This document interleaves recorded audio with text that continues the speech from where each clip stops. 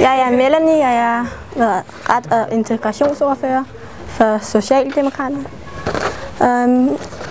Vi står for, at alle burde have ret til at kunne integrere sig og få en god uddannelse.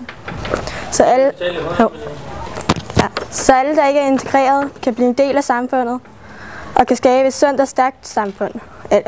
Så vi kan skabe et sundt og stærkere samfund. Vi vil gerne skabe mere effektive regler. Vi vil gerne skabe en integrationsretform, som gør, at der er færre fattige og flere i arbejde. Arbejde er, hvad der er vigtigt for samfundet, og ikke mindst Danmark, til at kunne fungere som et land. Derfor burde vi hjælpe dem, der er svært ved at blive integreret, så de kan få et job, og derfor hjælpe samfundet. Vi vil blandt andet afskaffe fattigdomsydelserne, fordi ikke fattigdom skaber bedre integration. Derfor er det så utilstedeligt, at mange indvandrere ikke er sikret gode levevilkår, og de burde respekteres ligesom andre danskere.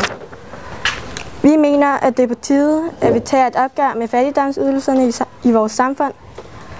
Vi kan ikke forvente, at mennesker vil deltage aktivt i samfundet, hvis det er, at de ikke har råd til at købe de mest basale nødvendigheder til at kunne leve.